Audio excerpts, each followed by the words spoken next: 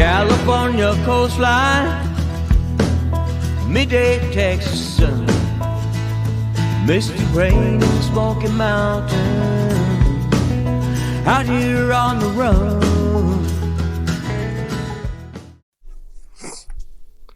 Welcome back to the channel, everybody. We are at the farm today. I brought the truck and trailer and the skid steer and the new brush cutter and attachments down. Sorry about my voice. I was kind of sick all last week. Kind of come down with like the head stuff, like it's been going around pretty bad everywhere. So getting recovered on that, but brought the skid steer down here today. Got all the stuff unloaded off the trailer. I brought it up here to the garage, unhooked the brush cutter. Going to check all my connections again where I had the hoses, had to take them all off to switch them around to get the cutter working properly with the way my hydraulic lock is on my joystick.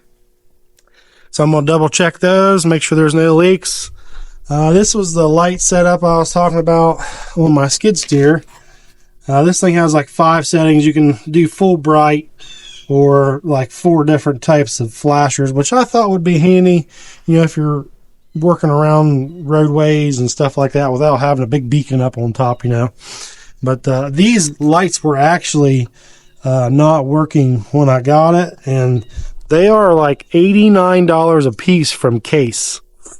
And I was not paying $90 a piece, you know, having almost $200 and 2 little red lights with really old incandescent looking bulbs or whatever they're called, filament style, whatever. But yeah, so I went to these LEDs. I actually just got on Amazon and used the hole dimensions and the size and found them for like $18. So I got those all mounted, put some new lights up here on the back.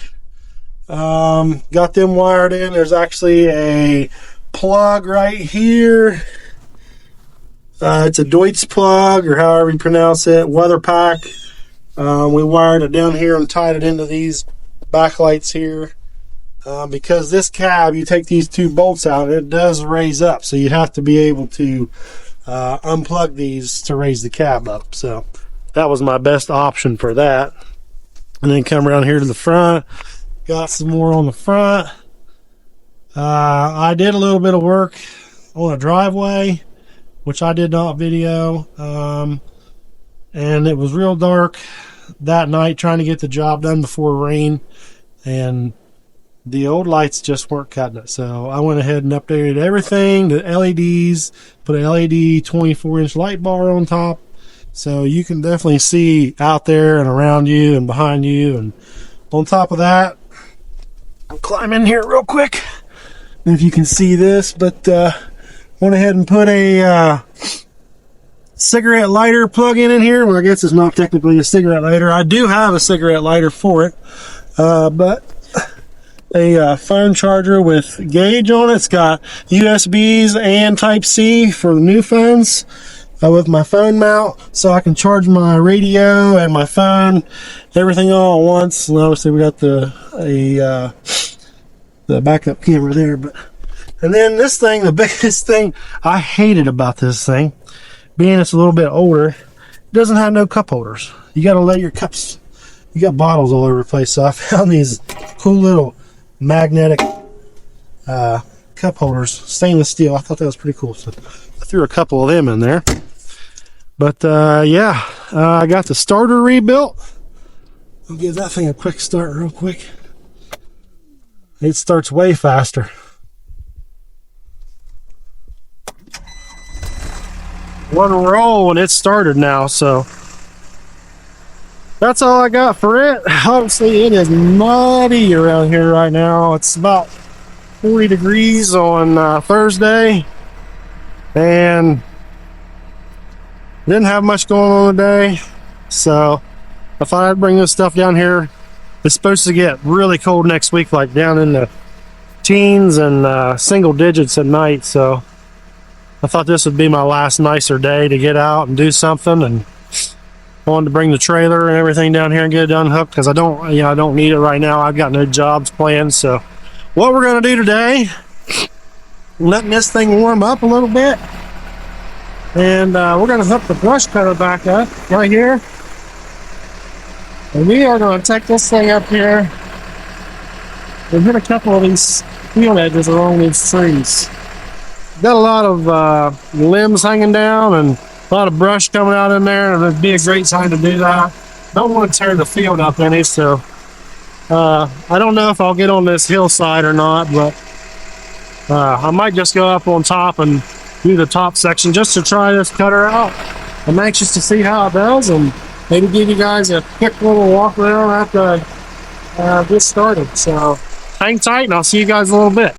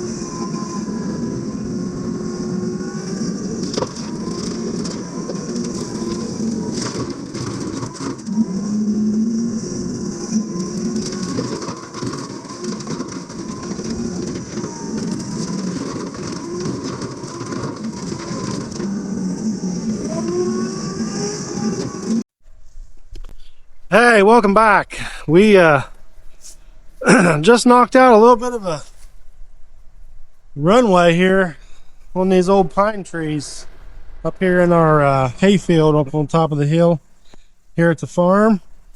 This is something we've been needing to do for a long time. We did some of this section here a few times manually by hand, and man, this is the cat's meow, so to speak, versus pole saws, chainsaws, and standing in a OSHA approved tractor loader bucket. But yeah, so I come up here and just wanted to really try this new brush cutter out. It worked out real great. The ergonomics of the way that thing will tilt back a lot further than the Wolverine did. It really helps as far as trying to keep yourself contained behind the cutter versus, more tilted forward and it wanting to come back and hit you. So I do like that. It had absolutely no trouble. There was a tree right over here. Let's walk over there and take a look at that thing. Sorry guys, it's a little windy up here on top of this hill. We're up pretty high right now, but there's a pretty good sized tree right there. I would say, I don't know, that's a good 6-7 inch tree right there, which I believe is what these are rated for. I probably wouldn't cut anything bigger than that. It's not something you want to do all day long, every day, but it does do it. It did it. The Wolverine, it never would have cut anything like that. It was 3 inch, 3.5. It would cut down 4, but it's, it wouldn't chew it up like this does here. It's, I could have run over that and make it look a lot better, but yeah, I'm just out here playing around on the farm trying to get some stuff done. So while we can before hay season kicks in here, and it's January now, but it'll be upon us before we know it. But so yeah, that worked real good. The mulching teeth seemed to help kind of grind that stuff up. Obviously, it's still not a mulcher, so I don't expect it to do what a mulcher will do. A lot of people have that misconception. Well, it's got teeth on the bottom. Yeah, it does, but it's still not a mulcher. It's still a brush cutter. It will aid and help chew, into a little bit finer stuff, but it's still not going to be a mulcher no matter what you do. So, but so far, I'm pleased with it. There is some cons. I've found one con I know so far is, see all these ruts? It is really nice that this thing has these heavy, really, really heavy shoes on the front. And it's kind of like, it's kind of like extra reinforcement too, because yep, those are actually loose. Have to tighten those up, but it's like extra reinforcement. I also for those corners, because I had a lot of trouble with the Wolverine, wanting to bend them corners and stuff. Whew. We'll swing over here behind this skid steer. But it wants to bend them corners real bad, and that's nice to have that heavy shoe on there, but when you're back dragging, trying to chew stuff up, those shoes want to catch because they stick down, that far, because they're so heavy made, and that it just drags, it just tears the ground up. So you got to be really careful, if you're somewhere where you're not trying to disturb the ground real bad and tear it up real bad or whatever. It doesn't really matter out here much, but some people it might matter too. So just keep that in mind. I don't know for sure, but I thought about maybe taking them off. I don't know if that's a good idea or not. It still has really heavy runners underneath of it.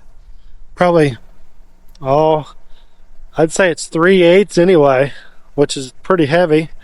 And these corners are very, they got a lot of meat to them, so it's not like there's not any meat in there.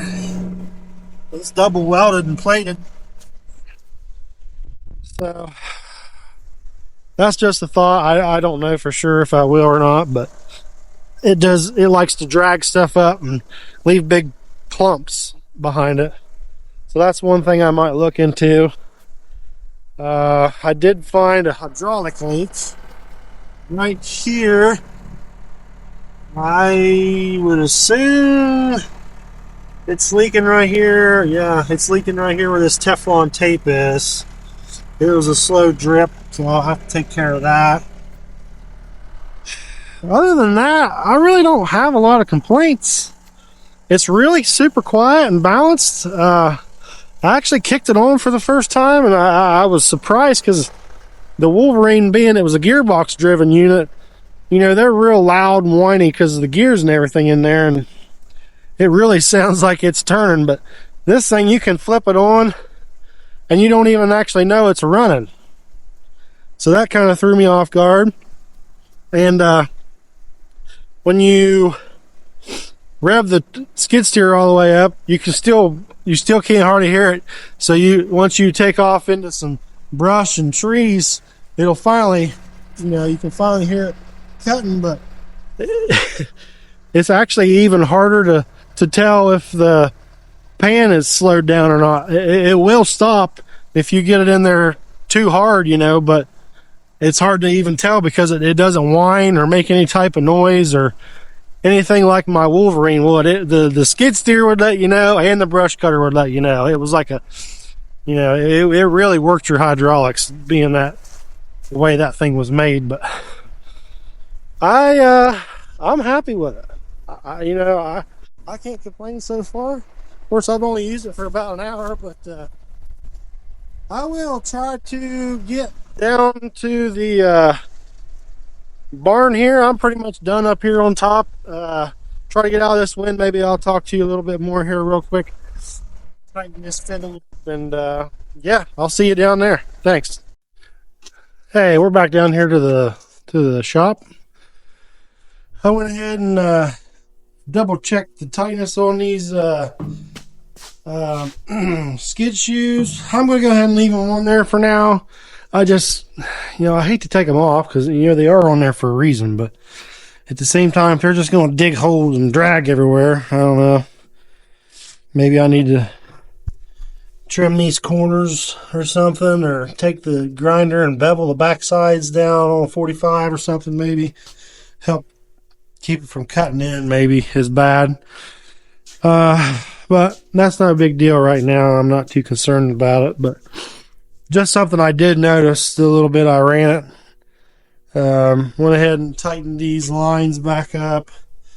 Got them tightened up the best I could. While I was, I don't know if I got it on camera, but I happened to get out to turn the camera on outside, and the door pin fell out. So my door was only on one hinge the whole time I was up there. So that was awesome.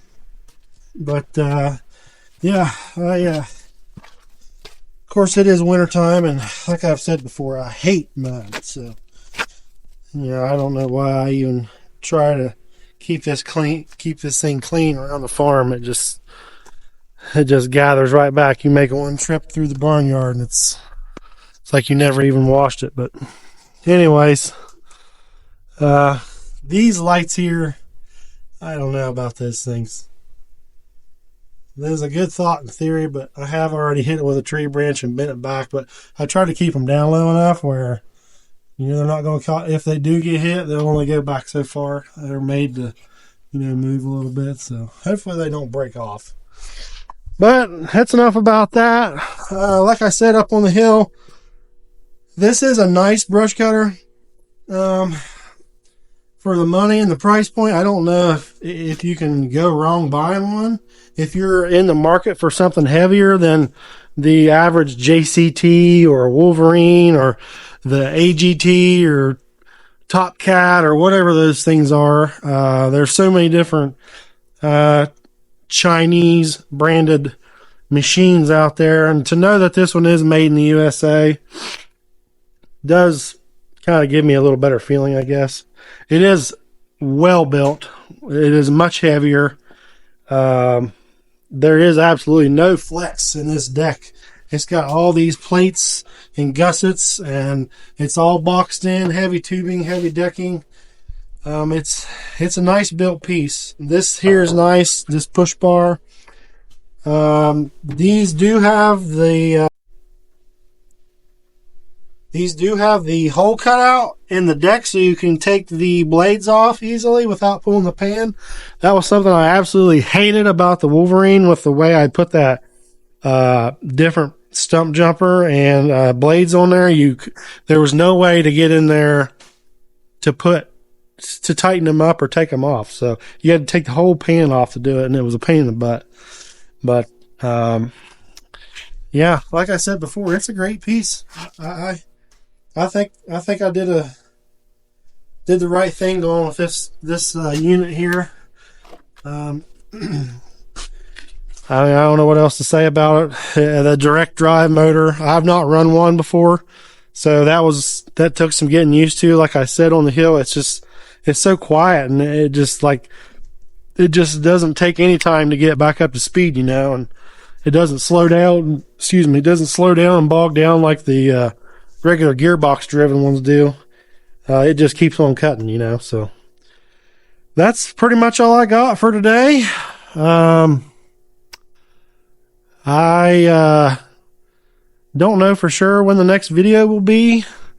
We thought about doing something here on the farm next time. I thought about doing a little excuse me, video of some farming stuff. So maybe we'll do something a little different with our downtime. We got a lot of stuff to do around the farm. That would be, if you guys are interested in stuff like that, I'll be glad to make some more videos of that stuff. We got crap to spread and load and stuff to organize and clean and pick up, and it's just, around the farm there's always something to do. So for now, that's all I have. I will check back in with you guys next time. So in the meantime, like, subscribe, comment. Make sure to stay in tune for this Carolina Attachments XBC 7 Gen 2 brush cutter. And I'll bring you more videos on that, hopefully this summer. And if you guys enjoy that, I'll just keep doing it. So thanks. See ya.